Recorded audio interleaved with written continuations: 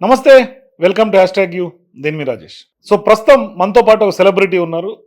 ఆమె మైక్ పట్టుకున్న, స్టేజ్ ఎక్కిన, ప్రేయర్ చేసిన, పాట పాడిన లక్షలాది గుండెలు హత్తుకునేలాగా ఆమె మాట పాట ఉంటుంది.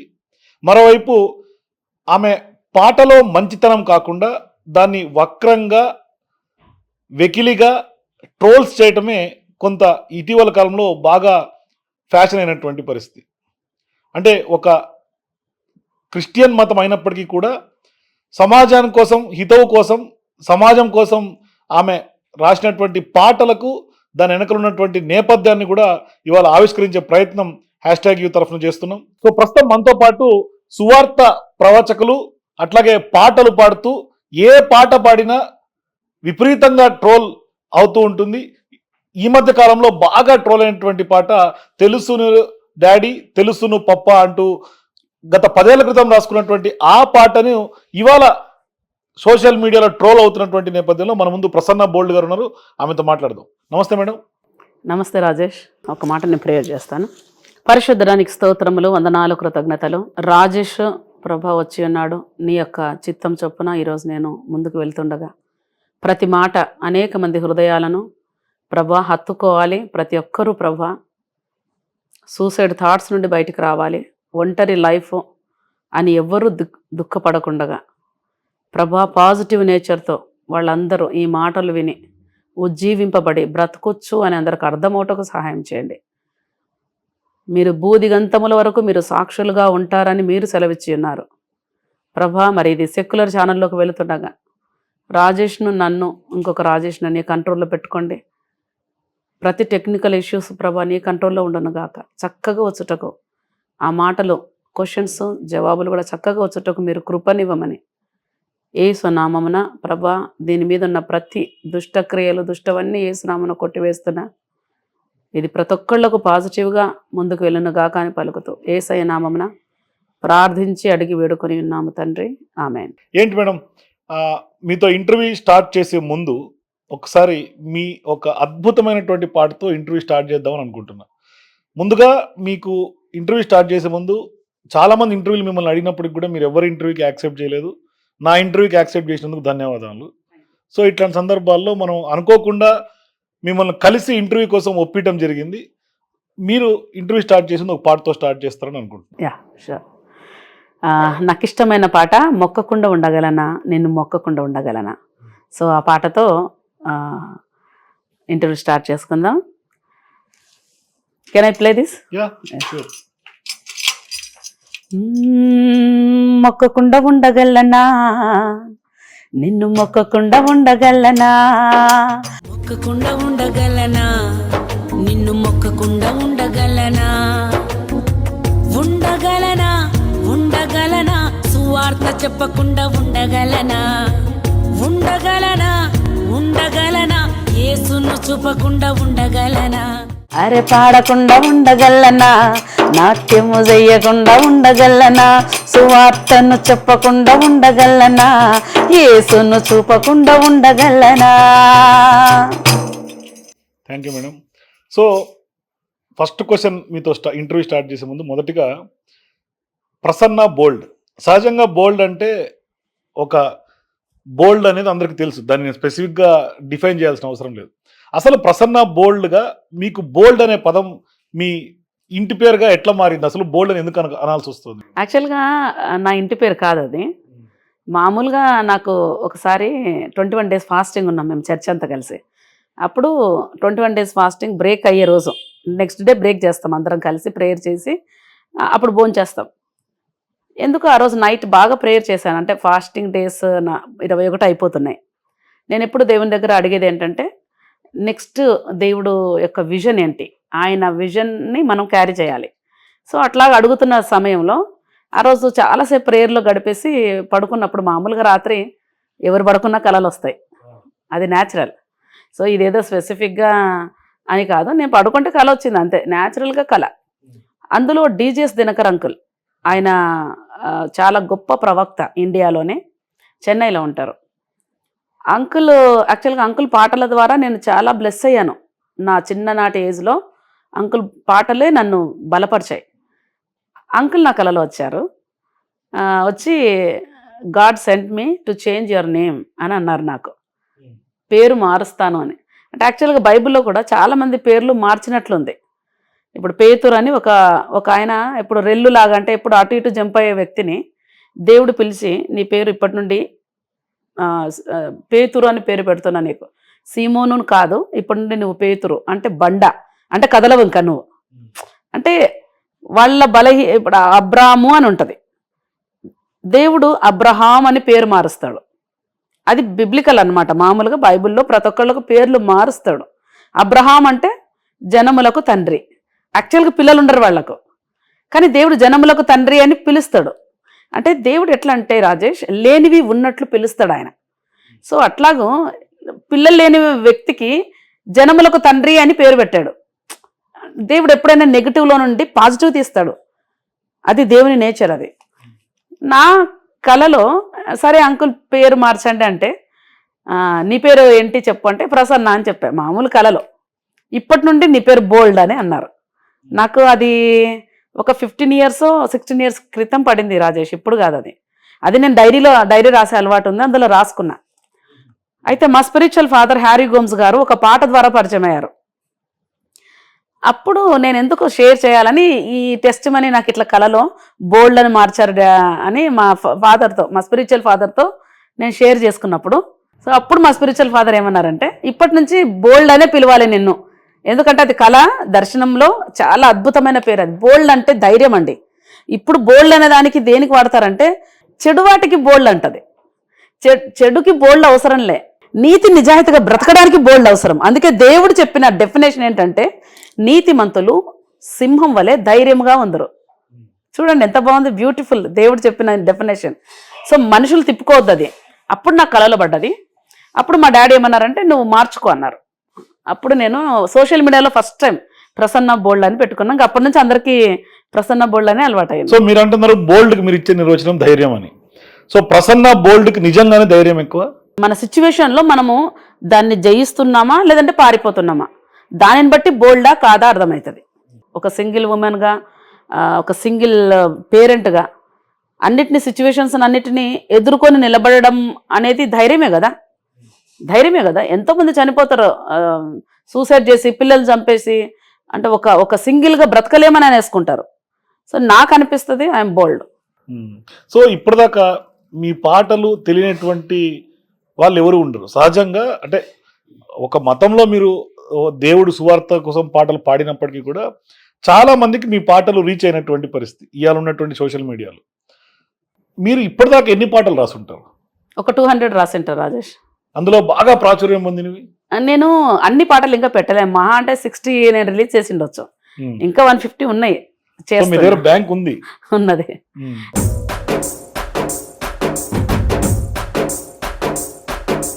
ఎంత పెద్ద పోరాటము అంత పెద్ద విజయము, ఎంత పెద్ద పోరాటము అంత పెద్ద విజయము, పోరాడతాను నిత్యము, హరి విజయం అనేది తథ్యము, పోరాడతాను నిత్యము, విజయం అనేది తథ్యము.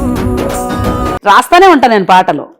ఇక ఈ పాత పాటలు ఉంటుంటే కొత్త ఇంకోటి రాస్తుంటా అట్లా. అంటే మీరు రాస్తున్నటువంటి పాటకి అంటే ప్రతి సన్నివేశాన్ని లేకుంటే జీవితంలో జరిగే ఒక ఘట్టాలనే మీరు ఇన్స్పిరేషన్గా తీసుకొని పాట రూపంలో మారుస్తుంటారా? అదే రాజేష్, నా పాటలు నా సిచ్యువేషన్సే, వేరేది నేను రాయను. నాకు ఏదైనా ఒక బాధ వచ్చినప్పుడు దేవుని వాక్యమును బట్టి ధైర్యం తెచ్చుకుంటాను నేను. సో ఇప్పుడు మీరు పేరు మార్చుకున్నారు, ప్రసన్న బోల్డ్గా పెట్టుకున్నారు కదా, ఇది సమాజమైన, మీ కుటుంబ సభ్యులైన, మీ మతమైన ఇవన్నీ యాక్సెప్ట్ చేసిన బోల్డ్ అని మీ ఇంటి పేరుగా మార్చుకున్న దానికి? అది నా ఇష్టం కదా, ఎవరు యాక్సెప్ట్ చేయాలా? మీ పేరు రాజేష్, వేరే వాళ్ళది ఎందుకు ఉంటుంది మీ పైన? సో నాకు నా స్పిరిచువల్ ఫాదర్ చెప్పారు, అది నాకు కలబడ్డది. సో నేను స్పిరిచువల్గా ఆలోచిస్తా. ఎందుకు సహజంగా వస్తుంది అందరికి, ఎందుకంటే బోల్డ్ అనేది ఎవరు పెట్టుకోరు. అనిపిస్తుంది అందరికి, ఎందుకు పెట్టుకున్నారు? కలలో పడింది కదా, కలలో నీ పేరు ఇప్పటి నుంచి బోల్డ్ అని చెప్పారు. బోల్డ్ అంటే అది చాలా మంచి పదం. అది బోల్డ్ అంటే నీతిమంతులు ధైర్యంగా ఉందరు, దేవుడు ధైర్యవంతుడు. దేవుడు ఇప్పుడు మీకు బోల్డ్ అని దేవుడు కలలో వచ్చి ఎందుకు చెప్పాడు అనుకుంటున్నారు? అంటే దేవుడు ఏం చూసి బోల్డ్? దేవుడు రాలేదు, అదే మీ ఎవరైతే నమ్ముకున్నారో వాళ్ళు. DGS Dinakar uncle. Dinakar uncle bold అని మీకు ఎందుకు చెప్పారు అనుకుంటున్నారు? యాక్చువల్గా నేను చాలా పిరికిదాన్ని. దేవుడు ఎప్పుడైనా సరే జీరోని ఎన్నుకుంటాడు, హీరోని చేస్తాడు, అంతేగాని హీరోని ఎన్నుకోడు దేవుడు. ఎప్పుడు పనికి వాళ్ళనే ఎన్నుకుంటాడు. అందుకే 1 కొరింథీయులకు రాసిన పత్రికలో ఉంటది, ఏ నరుడు అతిశయపడకుండా జ్ఞానులను సిగ్గుపరచుటకు వెర్రి వారిని దేవుడు సెలెక్ట్ చేసుకుంటాడు. ఎంత బ్యూటిఫుల్ ఉంది కదా దేవుని వాక్యం. అంటే చాలా మంది యూజ్లెస్ అనుకుంటారు, కానీ ఆ యూజ్లెస్ ని దేవుని చేతిలోకి తీసుకొచ్చి యూజ్ఫుల్ చేస్తాడు. సో పిరికిదానిగా ఉన్నటువంటి ప్రసన్న ఇవాళ బోల్డ్ తర్వాత ఇవాళ ఒక రాయిలాగా స్ట్రాంగ్ గా నిలబడినటువంటి ఉమెన్ గా ఇవాళ సమాజం ముందు నిలబడుతుందా? అది మీరు చెప్పాలి. మరి మీరు చెప్పాలి అదే, నేను సమాజం ముందర నిలబడ్డానా లేదా అనే విషయం. ఎందుకంటే ఇన్ని ట్రోల్స్ చేస్తున్నా కూడా మీరు తట్టుకునే యాక్చువల్గా ట్రోల్స్ నేను పట్టించుకోను. ఎందుకంటే ఇప్పుడు సినిమా యాక్టర్స్కి రావా, వాళ్ళు ఒకడైనా పట్టించుకుంటున్నాడా? ఎన్ని పెద్ద పెద్ద నిందలు వస్తాయి వాళ్ళ పైన. ఆ సినిమాలకు రాసిన కథలకే అంత ట్రోల్స్ వస్తే, నా జరిగిన కథ, నా కథ ద్వారా నా దేవుడు మహిమపరచబడతాడు. యేసుప్రభు ఉన్నాడనే రుజువు, నేను బ్రతికినానంటే ఆయన ఉన్నాడనే రుజువు. మరి నేనెంత ధైర్యంగా ఉండాలా? ఏంటి మీ జీవితంలో యేసుప్రభు మీకు ఎక్స్పీరియన్స్ చేసినటువంటి ఒక గొప్ప ఎక్స్పీరియన్స్ ఏంటి మీకు? నేను 18 సంవత్సరాల వయసులో యేసుప్రభుని నమ్ముకున్నా, 18 yearsలో. మామూలుగా ఇప్పుడు లవ్ ఫెయిల్యూర్ ఎంతమంది చనిపోతారు రాజేష్? చాలా మంది, లెక్కలేదు, చాలా మంది. చనిపోయినప్పుడు అందరూ మీలాంటి యాంకర్స్ అందరూ ముందరొచ్చి స్టోరీలు చెప్తారు, అయ్యో ప్రేమ చనిపోయింది, ప్రేమించిన వాళ్ళు ఇట్లా అట్లా అని. మరి ప్రేమించి ఫెయిల్ అయ్యి చచ్చిపోకుండా బ్రతికిన కేవలం వాక్యం. అందులో ఏముందంటే, గుండె చెదిరిన నిన్ను నేను బాగు చేస్తాను. ఆ వర్డ్ నేను అనుకునేదాన్ని, అద్దం పగిలినా మనసు పగిలినా అత్తుకోదు అని కవులు రాశారు, కవులు. కానీ గుండె చెదిరిన నిన్ను నేను బాగు చేస్తానని దేవుడు చెప్పాడు. ఆ పదము నా హృదయాన్ని గాయంతో, అసలు నవ్వు అంటే తెలియదు నాకు అప్పట్లో. అంతగా డిప్రెషన్లోకి వెళ్ళిపోయిన వ్యక్తిని నేను. వాక్యము నన్ను బ్రతికించింది. ఆ వాక్యమే నా జీవితాన్ని కట్టింది. నాకు నిజమైన ప్రేమ ఏంటి అర్థమైంది. మనిషి ప్రేమ ఎట్లా ఉంటుంది, మనిషి ప్రేమ, దేవుని ప్రేమ, ఆ డిఫరెన్స్ నాకు అర్థమైంది. దేవుని ప్రేమ అన్కండిషనల్, శాశ్వతమైన ప్రేమతో ఆయన నన్ను ప్రేమించాడు. అందుకే నేనేమో ప్రియురాలిని, యేసే నా ప్రియుడు అనే పాట రాసి, అది కూడా బాగా ట్రోల్ అయింది. కానీ యాక్చువల్గా దేవుడు లవ్ అన్కండిషనల్ అంటే ఒక భక్తురాలికి, కానీ మీరు ప్రియురాలిని అని మీరు చెప్పటం, దాన్ని ఎట్లా చూడాలి? యాక్చువల్గా ప్రియురాలని మీ దాంట్లో కూడా అంటారు కదా. ఇప్పుడు ఆమె ఎవరో ఒక ఆమె ఉంది చూడండి, కృష్ణుడు భక్తురాలు, ఆవిడ పేరు ఏదో మాధవి అనింది. ఆవిడ చెప్పింది, I fell in love with Krishna అని చెప్పింది. ఇప్పుడు మీరు అనండి, అది చెడుగా తీసుకుంటారా, మీరు మంచిగా తీసుకుంటారా? మీరు చెప్పండి. దేవుణ్ణి చూసే రూపాలు అనేకంగా. అదే మీరు మీ కృష్ణుడిని లవ్లో పడ్డాను అన్నప్పుడు నేను చెడుగా అనుకోలే, ఎందుకంటే ఆవిడ భక్తి అది. అట్లాగే నేను నా తండ్రి, ఎందుకంటే బైబిల్లో తన ప్రియుని యందు అని ఉంటుంది యేసుప్రభు గురించి. ప్రేమించే వ్యక్తి ఆయన, అన్కండిషనల్గా ప్రేమించే వ్యక్తి. ఆయన ప్రియుడు, సంఘము ప్రియురాలు, ఆయన వరుడు, సంఘము వధువు అని ఉంటుంది. అది మనం ఆత్మ ఉన్నాము రాజేష్, మనము శరీరం కాదు, మనం స్పిరిట్కి ఆడ మొగట్లో ఉంటుంది స్పిరిట్ అది. సో ఈ నేపథ్యం చెప్పారు కాబట్టి, మీరు ఆ ప్రియురాలి పాట ఏదైతే బాగా ప్రాచుర్యంలోకి వచ్చింది, పెద్దగా విపరీతంగా ట్రోల్ అయింది ఆ పాట, ఒకసారి మా కోసం ఆ పాట మరొకసారి పడతారు. యాక్చువల్గా ఈ పాట నేను రాసిందే ఇది. ఎంతో మంది లవ్ ఫెయిల్యూర్ అయి చనిపోతున్నారు, అటువంటిది నేను బ్రతికినా. యాక్చువల్గా బ్రతికినందుకు యాంకర్స్ అందరూ నా స్టోరీలు చెప్పాలి బయట. బ్రతికింది అంటే వేరే వాళ్ళు బ్రతుకుతారు, చచ్చిపోయిన స్టోరీలు ఎక్కువ చెప్తారు ఎందుకు? ఆమె విషయం దాకా చచ్చిపోయింది, ఈ పిల్లవాడి విషయం దాకా చచ్చిపోయినాడు, ప్రేమ అని దాని గురించి స్టోరీలు అల్లి చచ్చిపోయిన వాళ్ళ గురించి గంటలు బోధిస్తారు కదా. ఛానల్స్ అన్ని చచ్చిపోయిన వాళ్ళ గురించి చెప్తాయి కదా. అరే నేను బ్రతికిన వాక్యమును బట్టి, గుండె చెదిరిన నిన్ను నేను బాగు చేస్తాను అని వాక్కు, బైబుల్లో చదివిన వాక్కు నన్ను బ్రతికించింది. నాకెంత ధైర్యం ఉండాలి చెప్పడానికి. నేను అందుకే రాసుకున్నా ఈ పాట.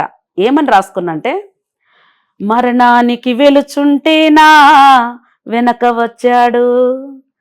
ఎందుకంటే నేను వెతకలేదు ఆయనని, వేరే వాళ్ళు వచ్చి నాకు చెప్పారు, సువార్త చెప్పారు నాకు. సువార్త చెప్తే, నిన్ను ప్రేమించి నీ పాపము కొరకై మరణించిన దేవుడు అన్నప్పుడు ప్రేమించినాడా ఈ దేవుడు నన్ను. ఎందుకంటే నేను అప్పుడు ప్రేమ అంటే నాకు తెలుసు ఎట్లుంటుందో, ప్రేమ ఫెయిల్ అయితే ఎట్లా చచ్చిపోతారో తెలుసు. అట్లాంటిది ఈ దేవుడిని నేను ఎప్పుడు పట్టించుకోకుండా నన్ను పట్టించుకున్న ఈ దేవుడు ఎవరు? అట్లా సో మీలో క్వశ్చన్ మార్క్ క్వశ్చన్ మార్క్ అయ్యి ఇప్పుడు మండపేటలో డానియల్ పాల్ అని ఉంటారు, ఆయన గొప్ప దైవజనుడు. అప్పుడు డోన్లో ఉండేవారు, అప్పుడు అన్నకు ఇంకా వివాహం అవ్వలేదు, ఆయన సేవ నడిపించేవాడు. ఆయన దగ్గర వాళ్ళ అమ్మ నాకు వార్త ప్రకటించింది. అప్పుడు నాకు అర్థమైంది ఏంటంటే, ఎవరైనా రాజేష్ ప్రేమించాలంటే ఒక చక్కగా ఉంటే ప్రేమిస్తారు, అవునా? డబ్బు ఉంటే ప్రేమిస్తారు, అట్లీస్ట్ డబ్బు లేదు ఏమి లేదు, హృదయం అబ్బా మంచి హృదయం అంటే ప్రేమిస్తారు. కానీ నేను దేంట్లో బాగా లేకుండా ఉన్న నాకు, అంటే మనిషి ప్రేమ వెనకాల వెళ్ళి దేవుని నెగ్లెక్ట్ చేశా. మరలా ఆ మనిషి ప్రేమ నన్ను దూరం చేసి ఆ మనిషి ప్రేమ ఇంకొకరిని వెతుక్కోంది. అది నేను భరించలేక చచ్చిపోవాలనుకున్నా. అంటే ఏ విషయంలో నేను దేవుని పట్టించుకోకుండా నా ఓన్ డెసిషన్స్తో నా జీవితాన్ని నేను డిస్ట్రాయ్ చేసుకుంటున్నా. అంతేనా? దేవుడు చెప్పింది నేను చేసుకుంటూ వెళ్ళిన, అయినా ఆయన నన్ను ప్రేమించాడేంటి? అప్పుడు ఈ వచనం రాశా. మీరు పడే కష్టాలు కూడా దేవుడు ఇచ్చినటువంటి ఒక ఇదే కదా. దేవుడు ఇవ్వలేదు అది రాజేష్, ఇది ఎక్కడే చూడు, చాలా మన ఓన్ డెసిషన్స్ అవి. నేను తప్పుడు దైవ ఆజ్ఞతోటే కదా. లేదు లేదు, చెడు ఎప్పుడు దేవుని నుండి రాదు, చెడు ఎప్పుడు దేవుని నుండి రాదు. బైబిల్లో స్పష్టంగా ఉంది, పరలోకం నుండి వచ్చే జ్ఞానము అది మొట్టమొదట సమాధానకరమైనది, పవిత్రమైనది. అంటే దేవుడి నుండి చెడు దేవుడే మంచి దేవుడే అది దేవుడి నుండి కాదు. దేవుడు ఏమన్నాడంటే నేను వెలుగై ఉన్నాను, చీకటి దేవునిలో ఎంత మాత్రము లేదు. ఇప్పుడు తల్లి ఉంది, నేను విషం తప్పిస్తా పాలు తప్పిస్తా అంటే ఎట్టుంటది? దేవుడికున్న క్వాలిటీ, నంబర్ 1 క్వాలిటీ, ఆయన పాపం చేయడు, పాపం చేయించడు. పాపం చేసినామంటే అది మన ఓన్ డెసిషన్. నాకు వ్యతిరేకంగా చేసావు చచ్చిపో అనొచ్చు దేవుడు, ఎందుకంటే దేవునికి వ్యతిరేకంగా చేశా. బట్ దేవుడు అన్నాడు, మనిషి ప్రేమ వెనకాల వెళ్ళకు బిడ్డా, నేను నిన్ను శాశ్వతంగా ప్రేమిస్తున్నా. అందుకే నేను అన్నా, మరణానికి వెలుచుంటేనా వెనక వచ్చాడు, మరణానికి వెలుచుంటేనా వెనక వచ్చాడు, మరణానికి వెలుచుంటేనా వెనక వచ్చాడు, మేమిద్దరం కలిసి ప్రేమికులం. అంటే ఈ ప్రేమ కాదు, ఇది డివైన్ లవ్. కానీ మీరు రాసినటువంటి ప్రతి పాటలో 1 లైను 2 లైన్లు 4 లైన్లు వైరల్ అవుతాయి, మొత్తం పాట ఎవరికి తెలియదు. ఎవరికి తెలియదు, అంత టైం ఏడుంది అందరికి. ఇప్పుడు మొత్తం పాట వింటే అర్థమవుతుంది దాంట్లో ఉన్నటువంటి ఒక సారాంశం, కానీ కానీ బైబిల్ ఒక మాట ఉంది రాజేష్, తనను ప్రేమించే వారికి, రోమా 8:28లో ఉంటది, తనను ప్రేమించే వారికి అనగా ఆయన సంకల్పం చొప్పున పిలువబడిన వారికి సమస్తం మేలు కలుగుటకై జరుగుతుందని ఉంది. అట్లాగే ఈ ట్రోలర్స్ 2 లైన్లే ఇస్తారు అక్కడ, కానీ దానిని బట్టి ఇప్పుడు నువ్వు ఎట్లా వచ్చావు చెప్పు నా దగ్గరికి? నేను కూడా అంతే, ట్రోల్స్ రెగ్యులర్ గా మీ వీడియోస్ ఎప్పటి నుంచో చూస్తున్నావు, కానీ నువ్వు ఇష్టపడ్డావు ఆ పాటల్ని. అవును, మీరు ఇష్టపడ్డారు, నచ్చింది పాటలు, అది నేను కనెక్ట్ అయినా. మీరే అన్నారు, ఏమన్నారంటే ఎందుకు ఎప్పుడు ఆ పాటలు వింటున్నావు అని మీ స్టాఫ్ అన్నారనేసి నాకు నిన్న చెప్పారు. అంటే మీరు నెగిటివ్గా అనుకోవచ్చు కదా, ఇప్పుడు వాళ్ళు ఏదో గలీజ్గా చూపిస్తే మీరెందుకు నన్ను గలీజ్ అనుకోలే? అట్లాగూ 1000 మంది ఉన్నారు, నాకు ఎంతమంది పరిచయం అయ్యారో. సో ఒకసారి మా కోసం ఆ ఏసే ప్రియుడు అని మీరు పాడినటువంటి పాట, మొదట వైరల్ అయినటువంటి పాట, ఆ పాట ఒకసారి పాడరా. నేనేమో ప్రియురాలిని ఏసే నా ప్రియుడు, నేనేమో ప్రియురాలిని ఏసే నా ప్రియుడు, నేనేమో ప్రియురాలిని ఏసే నా ప్రియుడు, మేమిద్దరం కలిసి ప్రేమికులం. కానీ ఈ మధ్య బాగా వైరల్ అవుతున్నటువంటి మరో పాట, తెలుసును డాడీ తెలుసును పాపా, ఆ పాట. యాక్చువల్గా ఇది నేను నా యూట్యూబ్లో ఫస్ట్ సాంగే ఇది. ఓ, అంటే దాదాపు ఎన్ని సంవత్సరాల క్రితం? 2014లో అనుకుంటా నేను నా యూట్యూబ్ ఛానల్ ఓపెన్ చేశాను. 10 ఏళ్ల క్రితం పాట. 10 ఏళ్ల క్రితం అనుకుంటా ఫస్ట్ పాటే అది అప్లోడ్ చేశా. కానీ ఇప్పుడు ట్రెండ్ లో ఉంది అంట. నువ్వు చెప్తే నాకు తెలిసింది, నిజంగా తెలియదు నాకు, మీరు నిన్న వచ్చి చెప్పారు. బాగా బాగా ట్రెండ్ లో ఉంది. అది తెలుసు నేను అప్పుడు చూశాను. అంటే ఏంటి మీ ఫాదర్ గా మీరు భావిస్తున్నటువంటి జీసస్ కి మీ గురించి ఏం తెలుసు, ఎందుకు ఆ విధంగా రాసుకున్నారు పాట? ఇప్పుడు అందులో నేను అందుకే నిన్న ఏదో ఒక ట్రోల్, ఎవరో ఒక ఆమె లక్ష్మీనాయుడు ఎవరో తెలీదు పెడితే నన్ను అక్కడ ట్యాగ్ చేశారు. ట్యాగ్ చేయగానే నేను వెంటనే నా పాట, ఒరిజినల్ పాట పెట్టాను అక్కడ. నాకేంటంటే అందరు చెడ్డవాళ్ళు ఉండరు, ట్రోల్ చేసేటోళ్ళు అనుకుంటారు వాళ్ళు చెడ్డగా అనుకోవాలి ఇవ్వడనని, కానీ నిజంగా ఎవరు అనుకోరు, ఎందుకంటే అందరికీ తెలివి ఉంది. అంటే మిమ్మల్ని వేరే ఉద్దేశం కాదు కానీ ట్రోలర్స్ కూడా కొంత జనాల్ని ఎంటర్టైన్ చేసే విధంగా ఈ పాటల్ని వాడుకుంటున్నారేమో అని నాకు అనిపిస్తుంది. ఎంటర్టైన్మెంట్ చాలా ఏమంటారు చీప్ క్వాలిటీ. ట్రూ జాయ్ అనేది ఇంకా శాశ్వతమైన సంతోషం చూపించటం అంటారు, శాశ్వతంగా వాళ్ళ కష్టంలో నుండి, అది నేను చేస్తున్నా. సో ఆ తెలుసునే డాడీ పాటకు కూడా ఒకసారి ఆ నేపథ్యం ఒకసారి ఏంటి, అసలు ఆ పాట రాసుకునేటువంటి నేపథ్యం కానీ ఏంటి అసలు? తెలుసును డాడీ అనేది మా హస్బెండ్ నన్ను వదిలేసినాక నేను పిల్లల్ని ఎట్లా పెంచాలో తెలియదు, నాకు చాలా కష్టంలో ఉన్నా నేను. మా హస్బెండ్ నన్ను వదిలేసిన తర్వాత, మీరు డైవర్స్? డైవర్స్ నేను. మా హస్బెండ్ వదిలేసిన తర్వాత ఒకరోజు అంటే ఒకటి సామెత ఉంటుంది, దిక్కు లేని వాళ్ళకి దేవుడే దిక్కు అని. అట్లా దేవుడే దిక్కు నాకు, అప్పుడు ఇంకెవరు లేరు నాకు. ఏది అడిగినా ఆయననే. బైబిల్లో ఒక మాట ఉంటుంది, అడుగుడి మీకు ఇవ్వబడును, వెదకుడి దొరుకును, తట్టుడి తీయబడును, అడుగు ప్రతివాడును పొందును, ప్రతివాడు పొందును అని ఉంటుంది. నేనేం చేశానంటే నాకు ఏమేమి అవసరమో అన్నీ ఒక లిస్ట్ రాసుకున్నా. లిస్ట్ రాసుకొని నా పిల్లలు పడుకున్నారు, 11 o'clock అవుతుంది, పిల్లలు పడుకున్నారు. ఆ లిస్ట్ ముందర పెట్టి అది చూస్తేనే ఏడుపు వస్తుంది. అంటే ఇంత చిన్నవి కూడా నేను చేసుకోలేని స్థితి, పిల్లలకి ఫీజులు కట్టాలి, అన్నీ రాసుకున్నా. అప్పుడు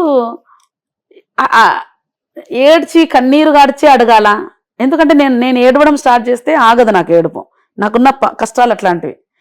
నేను ఏడవడం స్టార్ట్ చేస్తేనా అది ఊపిరి ఆడకుండా ఏడ్చేస్తా. ఇక అందుకే నేను ఒక పాట రాశాను, ప్రార్థనే రాదుగా గుండేడ్చిని మూగగా, మౌనమే భాషగా కన్నీరే స్వరమాయగా.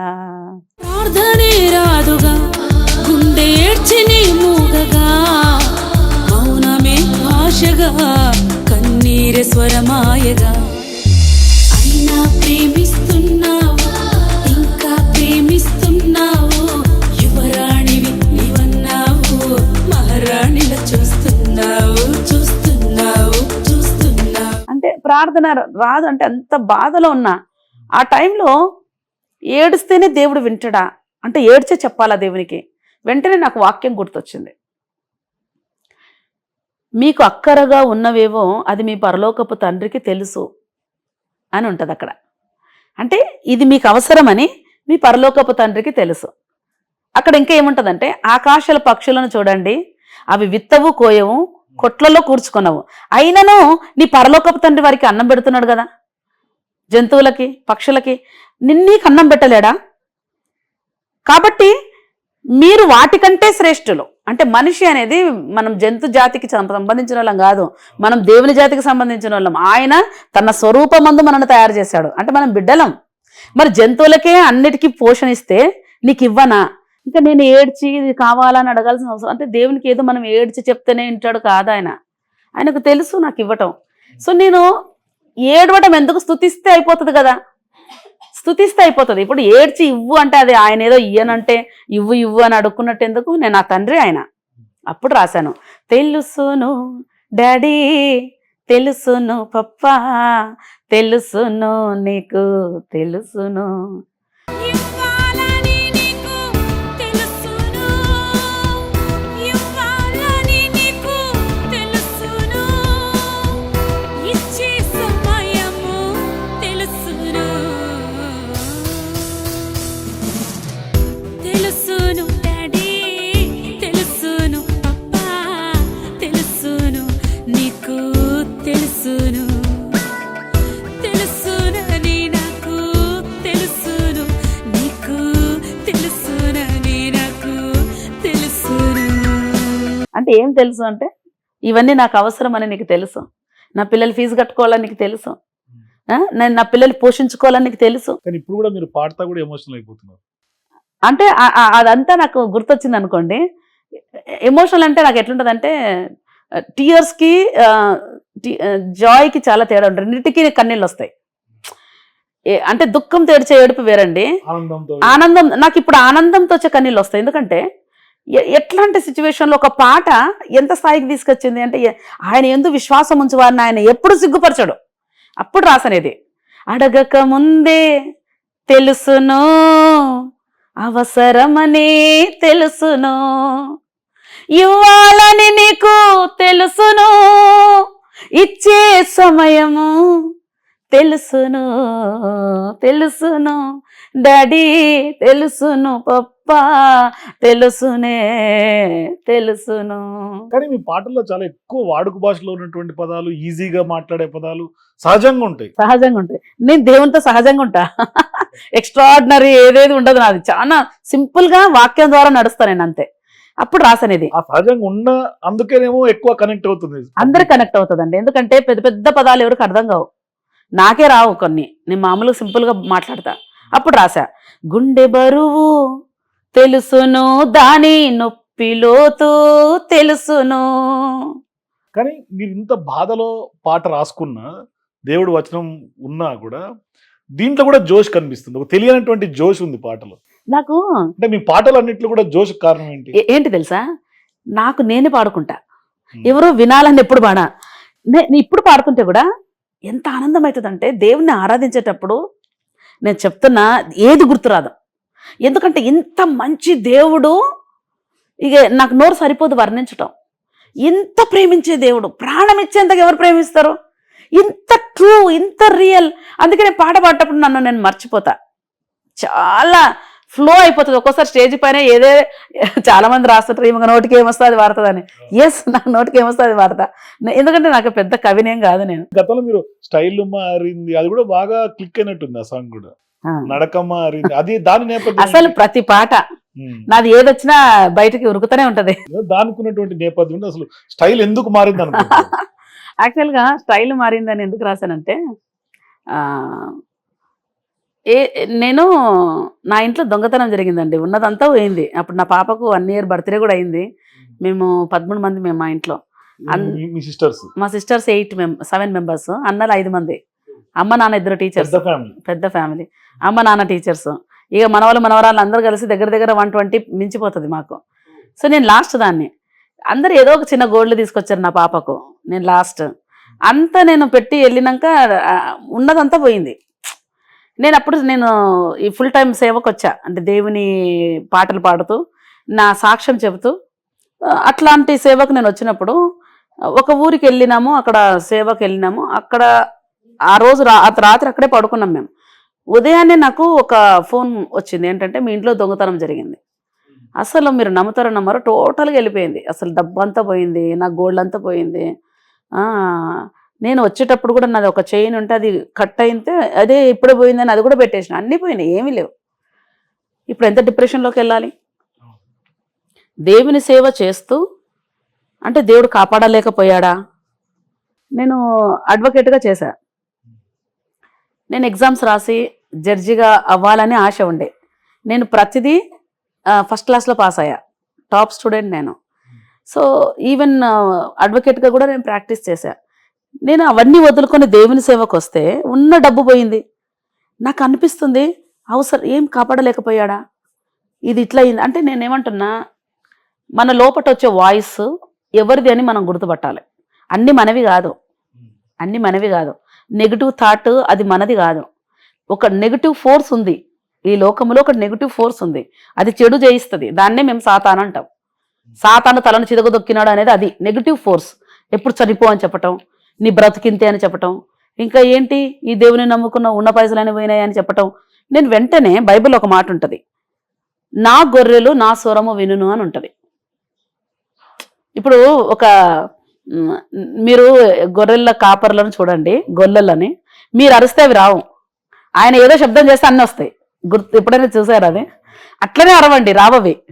కానీ ఆయన స్వరం గుర్తుపడతాయి. అందుకే దేవుడు స్పెసిఫిక్గా చెప్పాడు, నా గొర్రెలు నా స్వరం విను. అంటే దేవుని స్వరం వినాలంటే దేవుని బిడ్డగా మనం ఆయనతో సహవాసం చేసినప్పుడు, ఆయనతో ఉన్నప్పుడు ఆ స్వరం అర్థమవుతుంది. సో ఈ స్వరం ఏమంటుంది, ఈ దేవుణ్ణి వదిలే, ఇంత పోయింది, ఇంత నష్టమైంది నీ లైఫ్లో, వదిలే ఈ దేవుణ్ణి.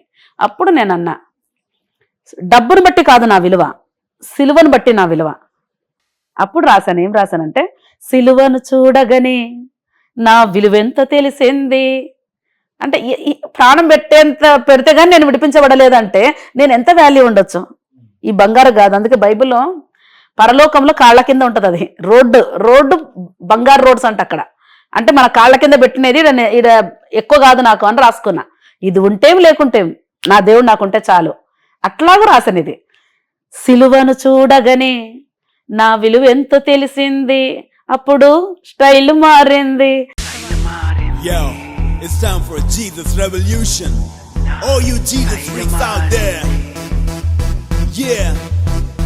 Praise! We come in style of Jesus music. All your Jesus freaks out there. Remove your filthy clothes. Put on your clothes of praise and worship. Come on, yes. సిలువను చూడగానే నా విలువెంత తెలిసింది. హే హే హే హే హే హే సిలువను చూడగానే నా విలువెంత తెలిసింది. సిలువను చూడగానే నా విలువెంత తెలిసింది. అప్పుడు స్టైల్ మారింది, నా నడక మారింది. స్టైల్ మారింది, నా నడక మారింది. నా మాట మారింది, నా రూట్ మారింది.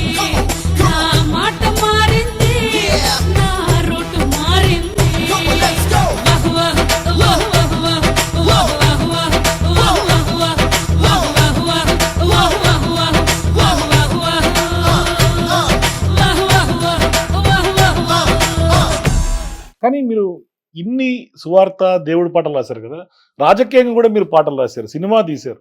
రాజకీయంగా షర్మిల పాట ఇప్పటికి కూడా చాలా మంది నోట్లో వింటా ఉంటాం, చాలా మంది యూట్యూబ్ లో వింటా ఉంటాం. అంటే మీరు చూసారా పాట? ఆ, రాయిలా ఓ షర్మిల, ఆ పాట ఎంత ఫైర్ ఉంది ఆ పాటలో అనేది నిజంగా రియలీ గ్రేట్. ఆ పాట రాయడం. యాక్చువల్గా షర్మిల గారు ఇక్కడ తెలంగాణలో ఉన్నారా లేదా అనేది పక్కన పెడితే, ఆ పాట ప్రతి రాజకీయ నాయకుడికి ఒక బూస్ట్ లాంటిది. ఎందుకంటే నేను ఆ పాటలో నేను రాసిన, అంటే అది మీకు రాయాలని మీకు మనసులో అనిపించిందా, లేకుంటే వాళ్ళు అప్రోచ్ అయ్యారా? లేదండి, నేను ఓన్గా రాశాను. ఎందుకు రాయాలనిపించింది? ఎందుకంటే ఎందుకు నాకు ఆవిడంటే అభిమానం, అంటే వైఎస్ ఫ్యామిలీ అంటేనే అభిమానం నాకు.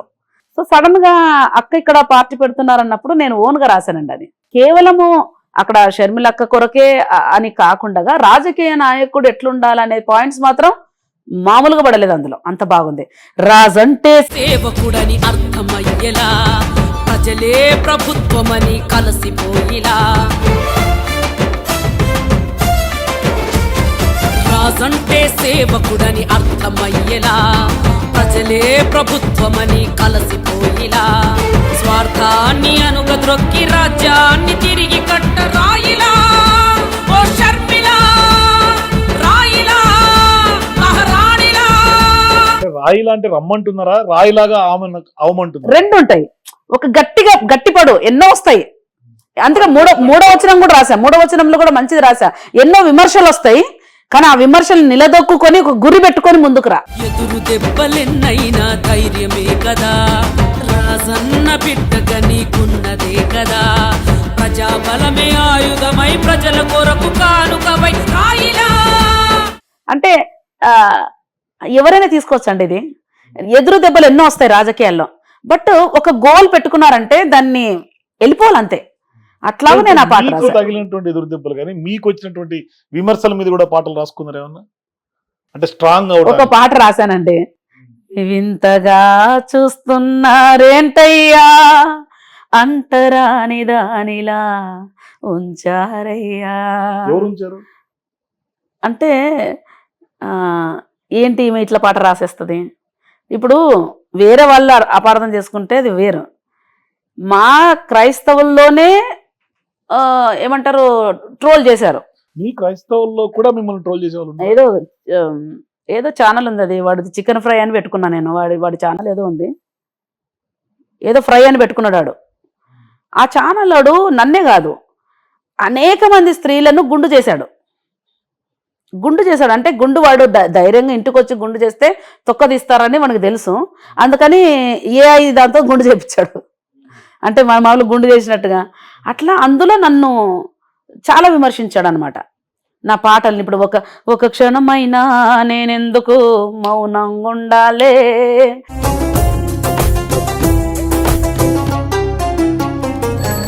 ఒక క్షణమైనా ఒక క్షణమైనా ఒక క్షణమైనా ఒక్క క్షణమైనా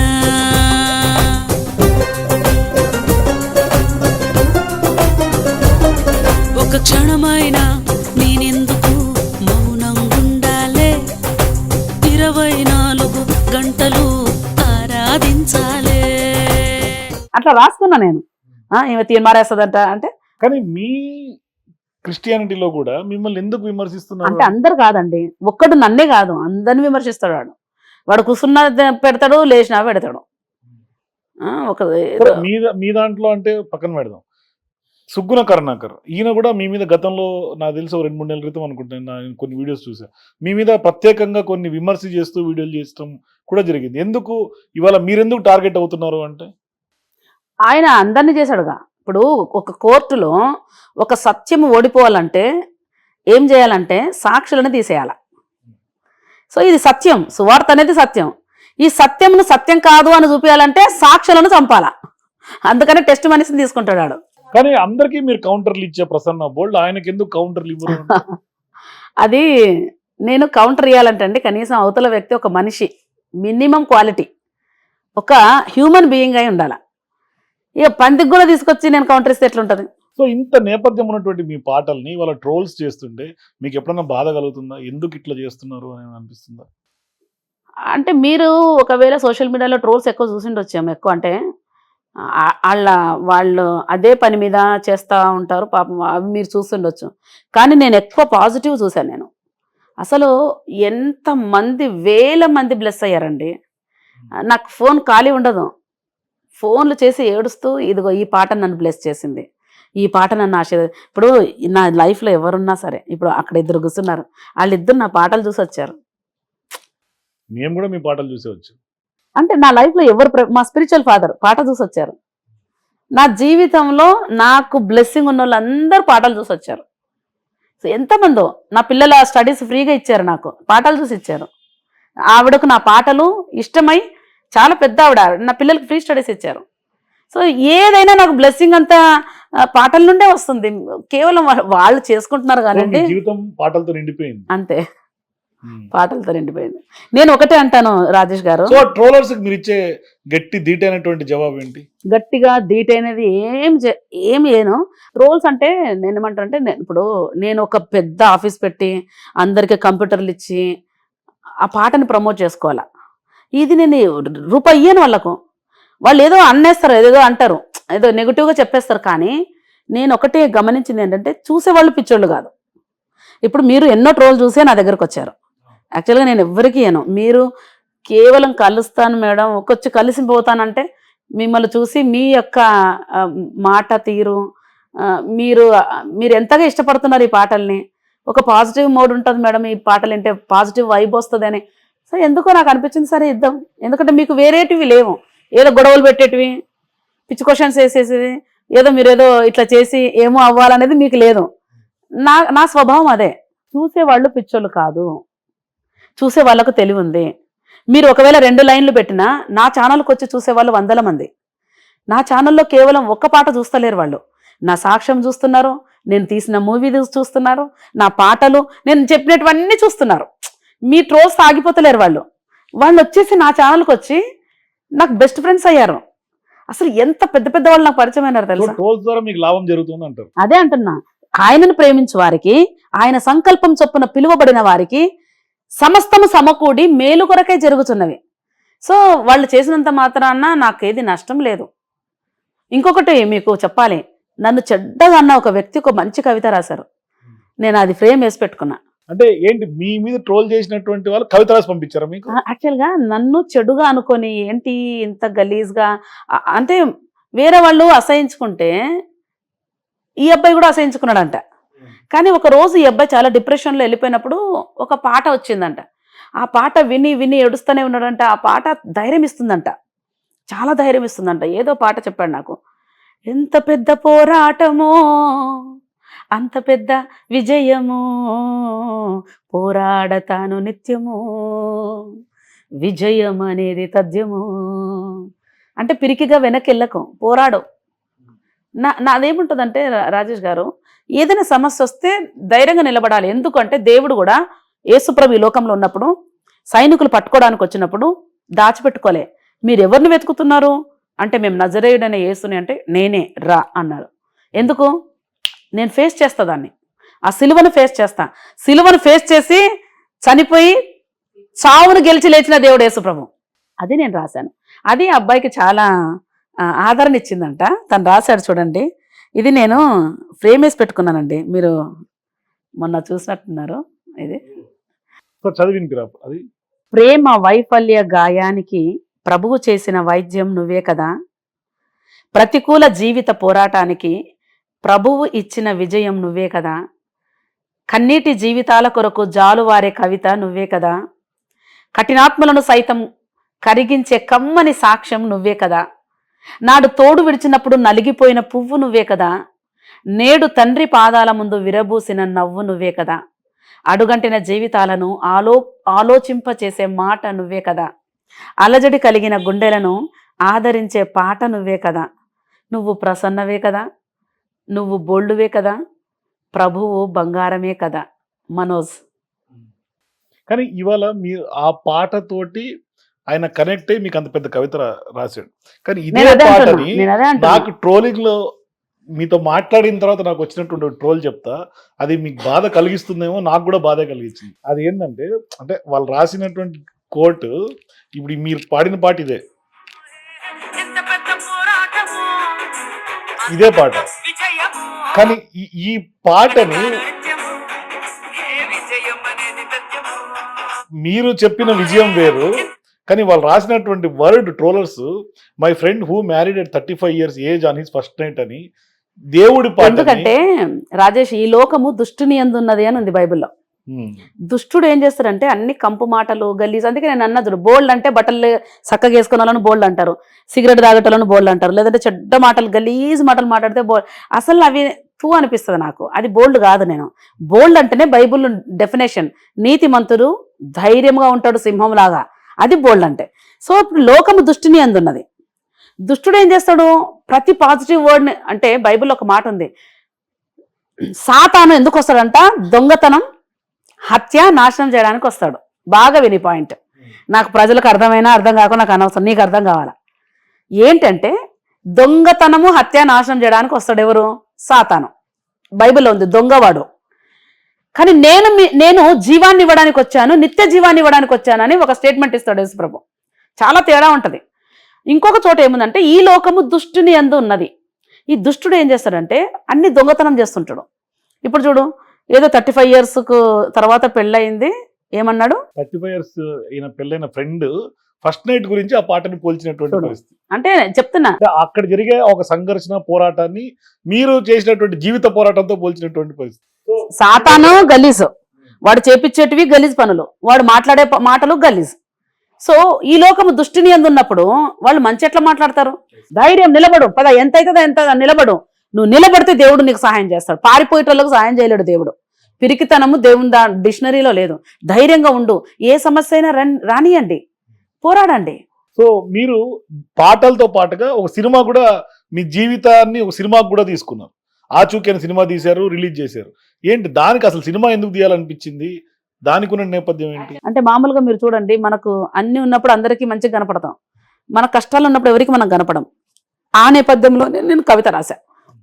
నన్ను నేను కనపడలేదు, నేను నా ఫ్రెండ్స్ దగ్గర ఉన్నానా, నా రిలేటివ్స్ దగ్గర ఉన్నానా, లేదంటే నా నైబర్స్ దగ్గర ఉన్నానా అని నేను వెతుకుతా. నేను దొరికానా, నేను కనిపించానా అంటే అందరు అంటారు నువ్వు కనపడలేదా. చాలా బాగుంది, మీరు చూడాలి ఆ సినిమా. నేను చూస్తాను, తప్పకుండా చూస్తాను. ఆచూకీ. నేను మీకు కనిపిస్తున్నానా?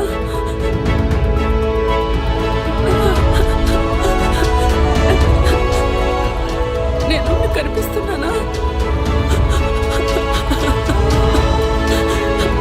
కనిపించానా? ఎక్కడ చూశారు? ఎక్కడ చూశారు? ఆచూకీ. సో నేను ఆ సినిమా అంతా ఎట్లుంటుందంటే ఏదో న్యాచురల్గా ఉండదు. నేను అందరిని అడుగుతుంటాను, నేను కనిపిస్తున్నానంటే నా టైంలో ఎవరికి నేను కనపడలేదు. ఆ టైంలో జీసస్కి నేను కనిపించా. అప్పుడు ఆయన వచ్చి నాకు నువ్వు కనిపిస్తున్నావు, అట్లా తీసుకొచ్చాను ఆ సినిమాని. అంటే నేను రాసిన కవితని, నా జీవితంలో జరిగిన ప్రతి ఇన్సిడెంట్, నేను టీటీఆర్ అని చాలా అద్భుతమైన డైరెక్టర్, ఆ అబ్బాయికి చెప్పాను నేను. అంటే దేవుడే కలిపాడు ఆ అబ్బాయిని కూడా. నాకు వేరే సినిమా తీశాడు ఆ అబ్బాయి. నేను ఎందుకు మా ఇంటికి పిలిచి భోజనానికి పిలిచి నేను నా స్టోరీ చెప్పా, ఇది సినిమాగా తీద్దామా, నాకు ఆశ ఉంది అన్నప్పుడు ఆ లైన్ చాలా బాగా నచ్చింది అబ్బాయికి. నేను తప్పిపోయినా ఇప్పుడు నేను ఎవరైనా వెళ్ళి నేను కనపడుతున్నానా అంటే ఎట్లుంటుంది? నా సినిమా అంతా అట్లే ఉంటుంది, అందరిని అడుగుతుంటా, ఎవరికి కనపడను నేను. అప్పుడు జీసస్కి నేను కనిపించాను. అట్లాగూ ఆ కవితని మీరు కనెక్ట్ అయ్యారు. నా జీవితాన్ని అంటే నా కష్టాల్లో నా బాధల్లో నన్ను చూసిన వాడు ఒక్కడే ఉన్నాడు, ఆయన యేసు ప్రభు. సో అది సినిమా రూపకంగా ఆ కవితని సినిమాగా తీసేసా. నీటైన రాజ్యాంగము ఇది సాటిలేని రాజ్యాంగము, బలమైన రాజ్యాంగము మన భారత రాజ్యాంగము. నీటైన రాజ్యాంగము ఇది సాటిలేని రాజ్యాంగము, బలమైన రాజ్యాంగము మన భారత రాజ్యాంగము. భారత రాజ్యాంగము ఇది బలమైన రాజ్యాంగము, భారత రాజ్యాంగము ఇది బలమైన రాజ్యాంగము. సో ఇంటర్వ్యూ ముగించే ముందు చివరిగా ఒక కొత్త పాట, ఇప్పుడు దాకా విననటువంటి పాట, ట్రోల్ కానటువంటి పాటతోటి ముగిద్దాం. ట్రోల్ కానటువంటి పాట అంటే నేను రిలీజ్ అయితే అయిపోతుంది. ఎందుకంటే వాళ్ళు పాపం కష్టపడేటోళ్ళు, వాళ్ళు నా పాటలని ప్రమోషన్ చేయాలి కాబట్టి. నాకు ఇష్టమైన పాట అండి. దిగులెందుకే దేవుడుండగా, భయం ఎందుకే తాను బ్రతికుండగా, తడబాటెందుకే నీకు తండ్రి ఉండగా, తొందరెందుకే తాను తోడుండగా, మనసా మౌనముగుండవే, మనసా నిలదొక్కుకొని వెళ్ళవే, దిగులెందుకే దేవుడుండగా, భయమెందుకే తాను బ్రతికుండగా,